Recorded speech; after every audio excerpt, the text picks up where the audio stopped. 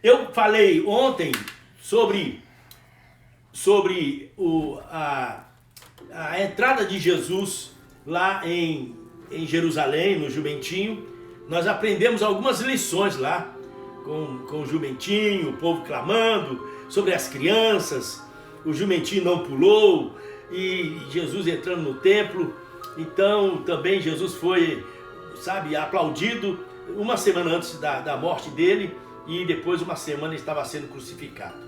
A primeira cena da morte de Jesus está no capítulo 14 de Marcos. Capítulo 14, e vamos começar do versículo 1. Só que eu vou fazer questão de ler alguns textos que eu acho salientes, que eu acho que tem preeminência, eu vou ler. Os outros eu vou falar. No capítulo 14 diz assim: faltavam apenas 2 dias para a Páscoa e para a festa dos pães sem fermento. A festa da Páscoa era conhecida também como a festa dos pães sem fermento. Por quê? Porque em Êxodo capítulo 12, que é a festa judaica, Páscoa é uma festa judaica, o povo saindo lá do Egito e a morte dos primogênitos egípcios e a libertação do povo de Israel, então eles prepararam a Páscoa. Era uma refeição. Eles comiam cordeiro, não só o cordeiro, eles comiam o cordeiro, eles comiam o pão sem fermento, tinha que ficar 7 dias sem nenhum fermento em casa. Eles tinham vinho e o cordeiro, o pão, o vinho e ervas amargas. Essa era a refeição. E aqui agora, faltando 2 dias, aí Jesus diz assim: entra na cidade e vocês vão encontrar um homem e diga para ele que o Senhor precisa preparar a Páscoa, e ele vai levá-los a um lugar onde vocês irão preparar. E não deu outra. Eles foram, e a Bíblia diz que um homem saiu ao encontro deles, e eles disseram: o Senhor perguntou onde é que nós devemos preparar a Páscoa. E o homem levou a uma sala, um andar superior. Eu estive nessa sala onde aconteceu a última Páscoa e a instituição da ceia. Eu estive lá. Não tem nenhum móvel, é uma sala grande. Inclusive eu fiquei emocionado porque eu celebrei a ceia para mais de 200 pessoas naquele local. Aí diz assim: quando Jesus chegou naquele lugar, aí antes de Jesus chegar naquele lugar, Jesus ele tinha passado em Betânia, e quando ele passa em Betânia, ele encontra Maria, Marta, Lázaro. Na casa de Maria, Marta e Lázaro, Jesus tem uma experiência, que é a primeira experiência na questão de morte de Jesus. Diz assim, que Maria pegou um vaso de alabastro com um perfume de nardo caríssimo. O vaso de alabastro era um vaso trancado. Ele só podia ser usado se quebrasse o vaso. E Maria fez isso. Derramou, diz aqui o texto, certa mulher com um frasco de alabastro contendo um perfume muito caro, feito de nardo puro, lá da Índia. Ela quebrou o frasco e derramou o perfume sobre a cabeça de Jesus. Quando derrama o perfume sobre a cabeça de Jesus, versículo 4, alguns dos presentes começaram a dizer uns aos outros, indignados: por que esse desperdício de perfume? Ele poderia ser vendido por 300 denários e o dinheiro ser dado aos pobres. E a repreendiam severamente. Note uma coisa, Maria está derramando perfume caríssimo na cabeça de Jesus. O povo que está naquela sala começa então a ficar indignados e a dizer: por que esse desperdício? Quando nós fazemos alguma coisa para o Senhor, sempre vai aparecer alguém que vai tentar roubar a sua alegria, o seu entusiasmo, a sua coragem, a sua alegria. E aqui esses homens. Interessante é que Marcos fala que alguns. Lá em João fala que Judas Iscariotes foi quem falou isso. Mateus diz que os discípulos falaram isso. Veja só como diz a palavra de Deus, um pouco de fermento leveda toda a massa. Então, começou com Judas, Os discípulos também concordaram com Judas. Os que estavam naquela sala concordaram, dizendo que era um desperdício. Jesus disse assim: deixem-na em paz, disse Jesus. E por que vocês estão perturbando? Ela praticou uma boa ação para comigo. Pois os pobres vocês sempre terão com vocês e poderão ajudá-los sempre que desejarem. Mas a mim nem sempre vocês terão. Ela fez o que pôde, falando sobre Maria. Agora veja só, a primeira cena. Derramou perfume em meu corpo antecipadamente, preparando-o para o sepultamento. Eu lhes digo que onde quer que o evangelho for anunciado em todo o mundo, também o que ela fez será contado em memória dela. Nós estamos pregando o que Jesus falou, falando sobre Maria, o perfume sobre o Senhor Jesus. E aqui a primeira cena, Jesus está sendo preparado antecipadamente por Maria para ser sepultado. Aí agora Jesus sai daquele lugar, sai de Betânia, e Jesus vai para a festa dos pães sem fermento, que é a Páscoa. Versículo 12. No primeiro dia da festa dos pães sem fermento, como se costumava sacrificar o cordeiro pascual, os discípulos de Jesus lhe perguntaram: aonde queres que vamos preparar a refeição da Páscoa? Aí Jesus, aquilo que eu já disse, vai, vocês vão encontrar o homem. O homem encontrou com os discípulos, deu a sala para eles, e eles então prepararam a Páscoa. No anoitecer, diz a palavra, os discípulos retiraram, entraram na cidade e encontraram tudo como Jesus lhe tinha dito, e prepararam a Páscoa. Ao anoitecer, versículo 17, Jesus chegou com os 12. Quando estavam comendo, reclinados à mesa, que interessante, quando se fala assim, reclinados à mesa, Jesus, a mesa era baixa, e eles sentavam no chão, com os pés para trás. Lá no capítulo 7 de Lucas, diz que uma pecadora que ungiu Jesus também com perfume, e também chorou e enxugava os pés de Jesus com seus cabelos, a Bíblia diz que essa prostituta chegou por detrás de Jesus, porque Jesus estava sentado no chão com os pés para trás, e aquela prostituta estava chorando e enxugando os pés de Jesus com seus cabelos. Lucas 7. Mas aqui agora, Jesus está reclinado à mesa, como nós acabamos de ler, e Jesus disse o seguinte: digo-lhes que certamente um de vocês me trairá. Alguém que está comendo comigo, alguém que está bem perto de Jesus, é o traidor. Está comendo com Jesus, mas é um traidor. Se nós pensarmos que lá na unção, quando a primeira cena, a unção de Maria, ungindo Jesus com aquele perfume caríssimo, e 300 denários, cada denário é o salário de um dia. 300 denários é salário de um ano, muito preço. Agora, veja só, Jesus disse que um vai trair na ceia. Afirmou Jesus: um dos 12, alguém que come comigo do mesmo prato, o Filho do Homem, vai como está escrito a seu respeito. Mas ai daquele que trai o Filho do Homem, melhor lhe seria não haver nascido. A situação do traidor é grave. O Senhor Jesus está falando que melhor seria que ele não tivesse nascido. 22. Enquanto comiam, Jesus tomou o pão, deu graças, partiu e deu aos seus discípulos, dizendo: tomem, isto é o meu corpo. Jesus estava presente, não é transubstanciação. O elemento, o pão não está mudando, Jesus está ali. Isto é o meu corpo? Então era pão mesmo que eles estavam comendo. Só que quando eles estavam comendo o pão, nós aprendemos que na nossa boca é pão, cheiro de pão, gosto de pão, mas na nossa mente é o corpo do Senhor Jesus. Ou seja, isso não é transubstanciação, isso é transsignificação. Ou seja, o significado está sendo mudado na mente.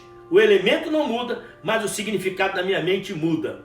Em seguida tomou o cálice, deu graças, ofereceu aos seus discípulos e todos beberam. E lhes disse: isto é o meu sangue da aliança, que é derramado em favor de muitos. Eu lhes afirmo que não beberei outra vez do fruto da videira, até aquele dia, que lindo, que beberei o vinho novo no reino de Deus. Que coisa linda. Jesus está dizendo, terminou. A minha missão aqui agora terminou. Como Salvador, como Senhor. Agora está indo para a cruz. Ele disse, não beberei com vocês, mas não festejarei mais a Páscoa. Não beberei mais do fruto, o vinho da videira. E disse ainda mais, até que isso aconteça naquele dia, que eu beberei o vinho novo com vocês no reino de Deus. Duas cenas. A primeira, a unção de Maria em Jesus. A segunda cena, a ceia do Senhor, onde Jesus está dizendo que é a última ceia, agora ele vai para a morte. Mas aí o versículo 26 diz assim, que é curioso, e eu e a Marta vamos cantar logo após esse texto. Diz assim, depois de terem cantado o hino, saíram para o Monte das Oliveiras. Não é lindo? Então era um culto, a ceia do Senhor. E interessante também que eu esqueci de falar e gostaria de lembrar ainda. Na Páscoa tinha a comida, a refeição, o cordeiro, o pão sem fermento, a erva e o vinho. Mas na Páscoa deles tinha um cálice especial no meio da mesa, que era o cálice para o precursor de Jesus ou o próprio Messias pegar. Aí Jesus, depois da Páscoa, Jesus instituiu a ceia. Ele tomou o cálice. Lá em Lucas capítulo 22 fala isso. Em Lucas 22 diz que Jesus, pegando o cálice, quando ele pega o cálice, o que ele faz? Ele reparte e institui a ceia cristã.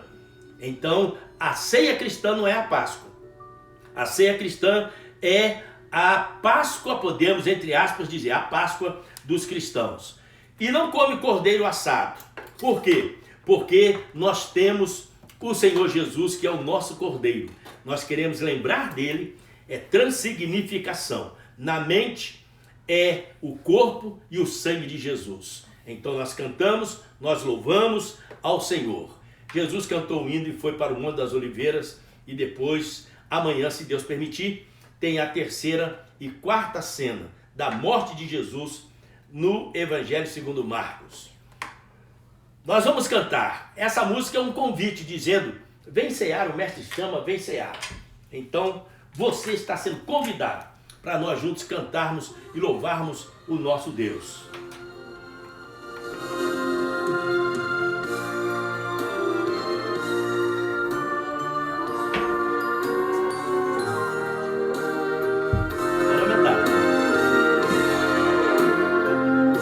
Cante comigo. Cristo já nos preparou um manjar que nos comprou e agora nos convida a cear com celestial maná que de graça Deus te dá. Vem faminto tua alma saciar.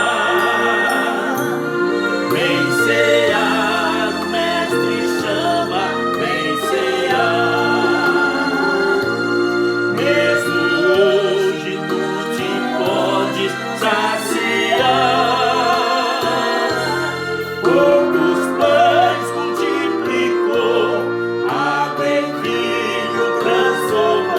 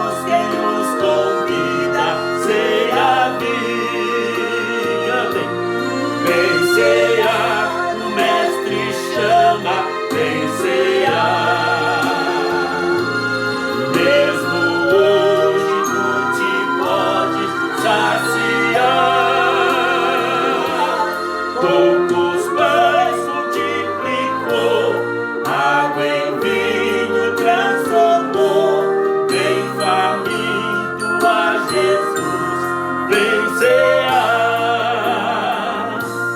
Quem sedento se achar, venha a Cristo sem tardar, pois o vinho sem mistura Ele dá.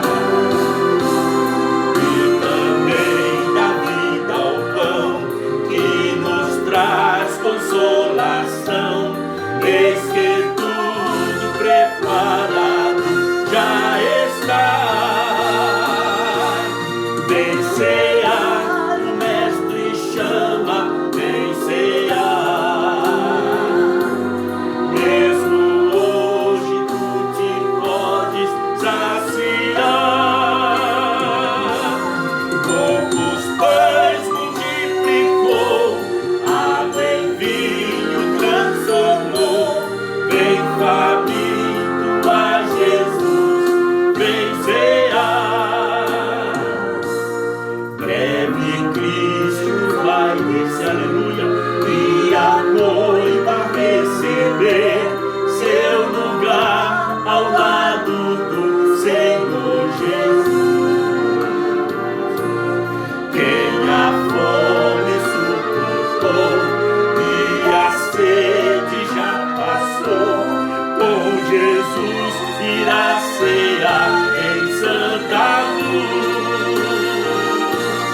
Vencerá, o Mestre chama, vencerá.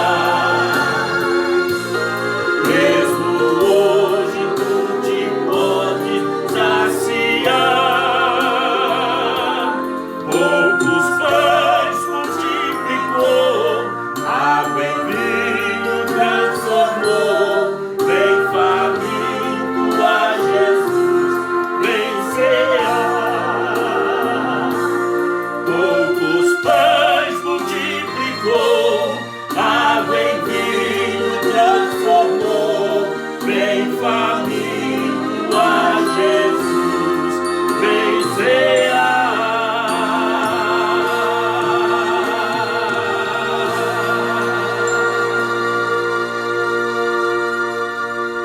Agora, depois da música, Jesus saiu da ceia e cantou um hino. Nós acabamos de cantar um hino e Jesus vai para o Getsemane e Jesus vai orar. É momento de oração. 5 horas, às 5 horas, 5 minutos.